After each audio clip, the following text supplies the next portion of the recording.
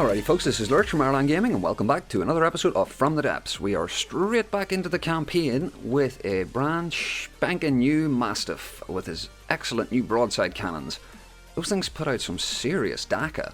I don't know if any of you guys have taken them for a test drive yet, but obviously with the video going up yesterday, got it all finished, more or less. Still need smokes. I have to install smokes whenever we're going to take out the lightning hoods, but that's something that can wait. We don't really need it to take out the Onyx Watch or really the White Flayers. I don't believe they really use lasers. I can't think of a ship offhand that uses them. So the plan for this episode is we're going to do some combat. We're going to send this Mastiff in and give him a little test run against these Onyx Watch squads, and I want this resource node.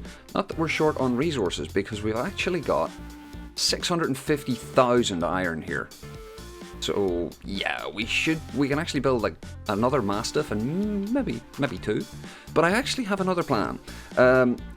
We are going to be taking on the White Flayers very soon. I don't think I'm going to go into it in this episode because they've got, a significant strength fleet here.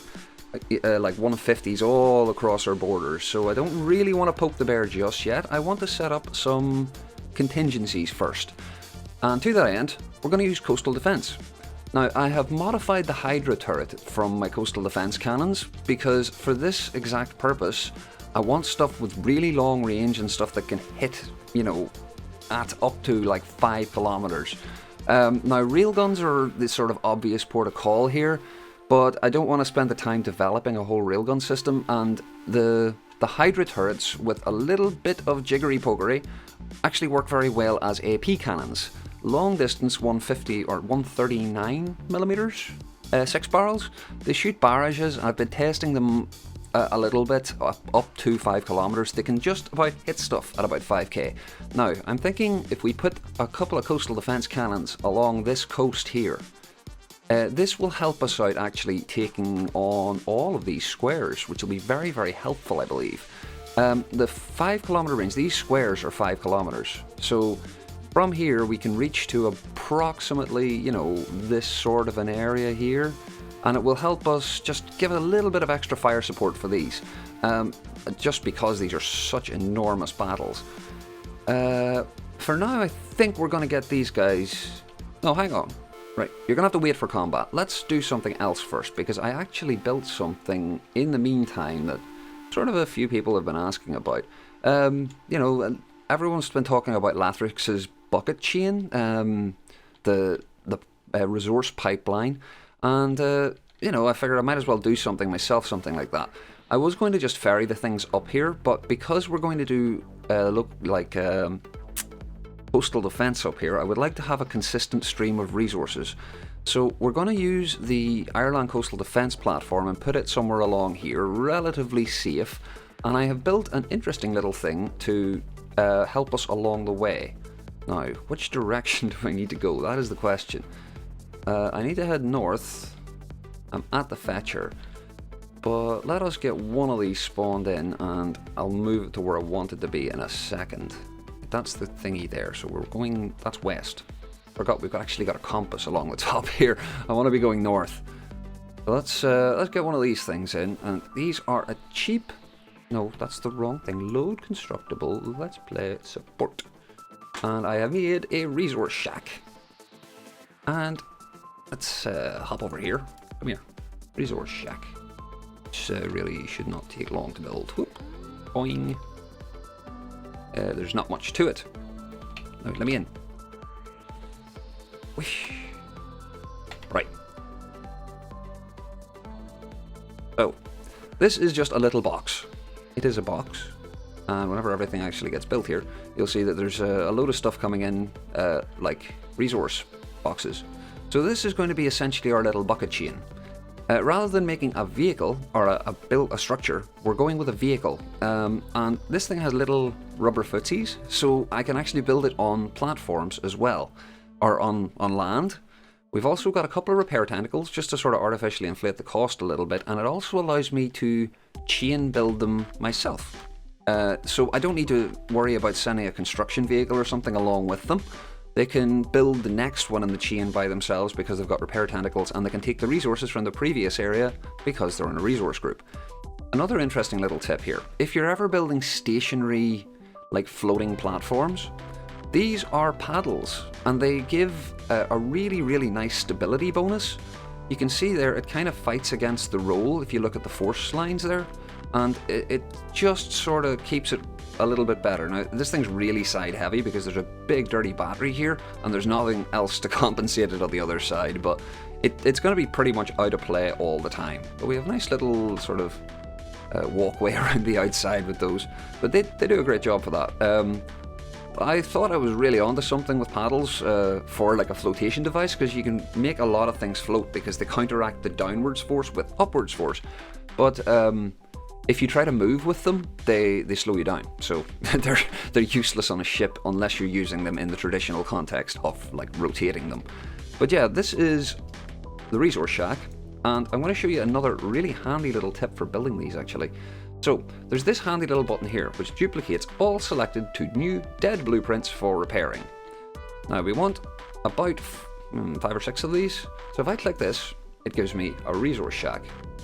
If I click it again, it gives me a couple of resource shacks because it doubles what I have here. I don't want that many more, or do I? Screw it, I can always get rid of them. And you'll see I've now got a bunch of dead blueprints here. So what you do is you split these all off into individual ones. And then you have to sadly move them all out of the way. It's a bit awkward, but because they're all dead blueprints, it's, you know, they move really fast, so it's easy, it's quick to do this at least. Nearly done. And that, where's the last one? Okay, right, that is the one that we're getting resources from already. And pull all of our vessels, we don't need them here. Now this resource shack, that is not the resource shack. Give me the resource shack. Damn you. You. Yes. Right, this is within range of this guy here, and we want this guy in resource 1. And we also want to keep just a teensy little bit of resources. Just a little. And this will allow it... Oh, I've actually realized I just forgot to put fuel tanks on this. That's idiotic. So I'll have to add them as well, but I can just retrofit them with the magic hammer button. And we actually have a battery on these as well, but we have no way of generating power yet. Now, how do we do this? We have a load of these little things here. What I want to do is move these to where I want them to be. So we'll have this guy here, and if I just sort of tell him to start building, it'll show me his resource area. We can move this guy, as long as he's within range of it, we can see the resource area there. We'll move this guy up here, bring a couple more of these guys up.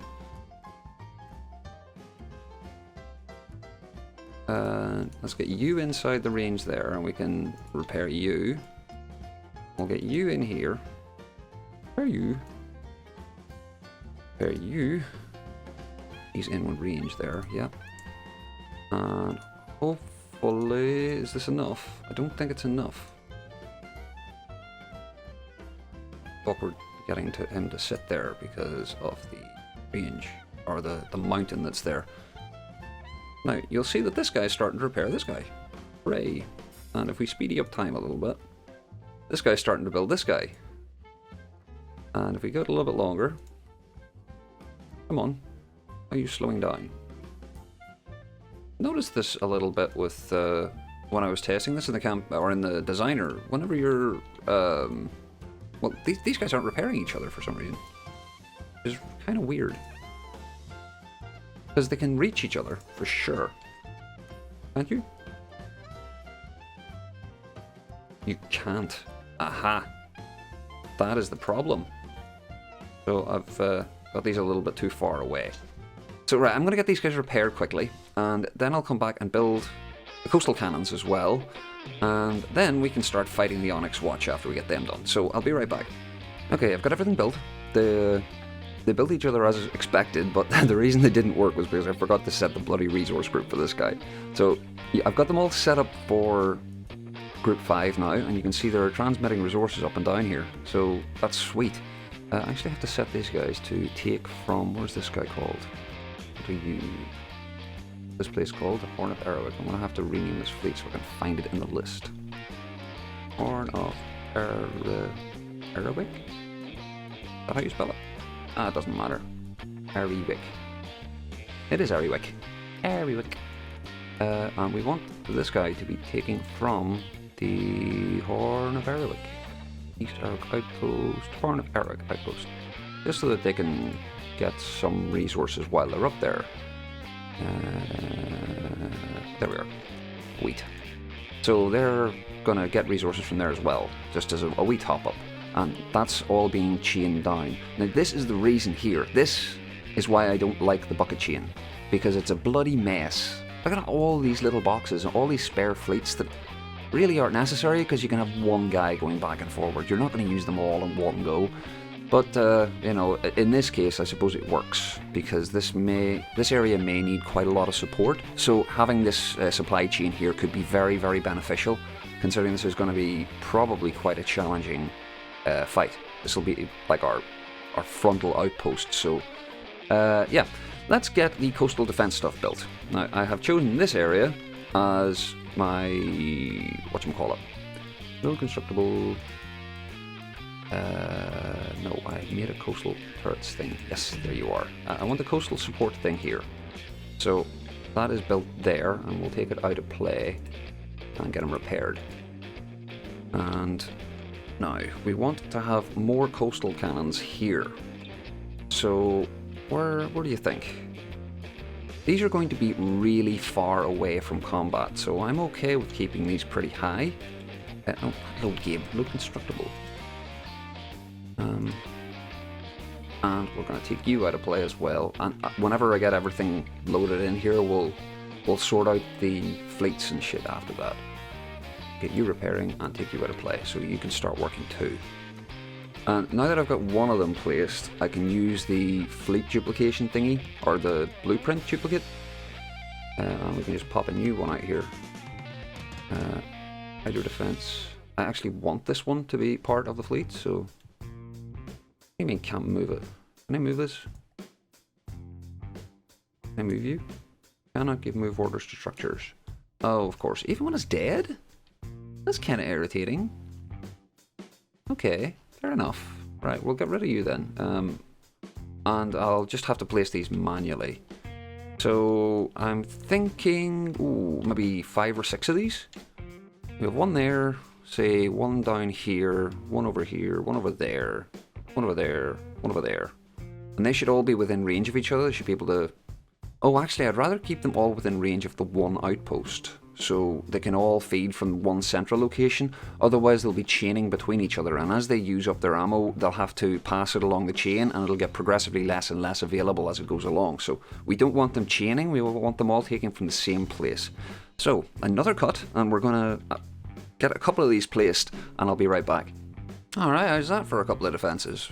No, it's not too many. I think there's another one down here, yeah. And there's one over there stuck in the water, and a couple here, there, and everywhere. And I could probably do with more, but remember, this is only for supporting the fleet. It's not for doing all the damage. But this extra little bit of firepower at the cost of actually only about 3,000 blocks, because these are only about 500 blocks each. So this should work out pretty well in that regard. Although this thing, I think, is a good few blocks as well. Where are you sitting at? 1,000. So yeah, the support platform's not too bad either. But yeah, these are going to help a little. Maybe not a lot, but a little. And every little helps into probably taking out these White Flayers. But before we take those guys on, I want to get a couple more ships built first, because at the minute we have a Mastiff here, which is a good start, and a couple of Warhounds, and we have a couple of Warhounds up here. There they are. And we have the Poodletruder Squadron. But I'm going to leave the White Flayers till the next episode. For now, we're going to go and pick on the Onyx Watch a little bit more. So we'll pull all, speed up time, and I want to go and stomp on this fleet, the big one, and maybe take out this as well, because you know, why the hell not? Come on, should be able to get there. This thing's really fast now. Well, I say now. It was always pretty fast. Jeez, I always put so many props on the thing. But, right, this is going to be a huge-ass battle, and probably about 15 minutes long, so rather than record the whole bloody thing, I'll do a montage, because, you know, the Mastiff likes his montages. Jeez, it records well. So let us do this all epically, like, oh my word, this is a 40,000 block battle. Nah, not gonna happen. I'm actually going to pull it down a little bit. I know you guys prefer bigger battles and all that, but at 20k it lags like hell. I'm really looking forward to the next patch because Nick has been working on modding, but he also mentioned that he's done a couple of optimizations as well, and I'm looking forward to that as much as I'm looking forward to modding, and I'm really looking forward to modding, so, you know. So let's hop into battle and blow the crap out of some stuff with some music and some explosions. And I'll bring you back to wrap up the episode after we're done. So, enjoy the montage.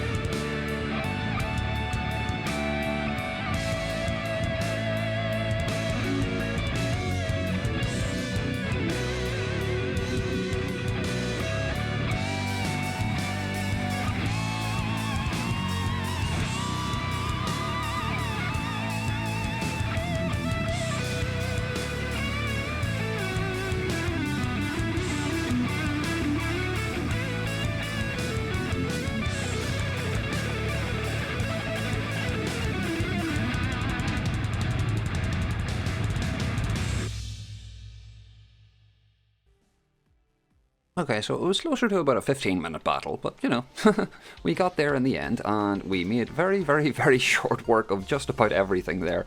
They got an awful kicking.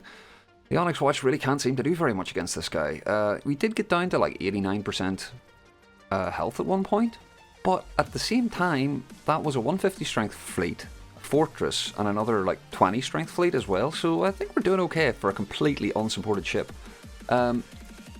Right now, I think it's time to build...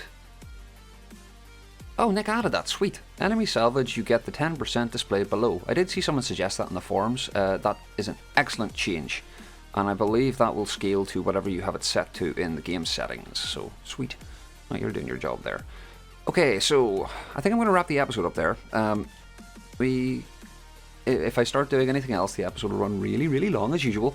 I think I need to move the radar. Is the radar? Yeah, we can move you up a bit. And we need to get a resource outpost built here, I think, or maybe just move this one up whenever it's finished, because it's only got natural and crystal in it. I really don't need any of that. Decisions. I think I'll probably just make a new one and delete that whenever we finish it off, because there's no reason. That's a completely useless island down there. It's nowhere near the front lines. There's nothing left in that resource node very soon, and it's going to be useless. So I think the next episode, well, I think it's time to just bite the bullet and go have at them. I want this resource node too. That'd be nice. But it's time to attack the White Flayers. We have some coastal support. I'm going to build a couple more ships in between episodes probably. Or maybe at the start of the next episode. Doesn't take long. Because we have so much resources. Where's it all being stored? It's all being stored up here actually. I'm not sure I like that. I would rather it was stored further down, but you're set to hold nothing. That would be why. I see. You should probably be told to hold nothing as well then. Yeah. That way he'll get rid of it all.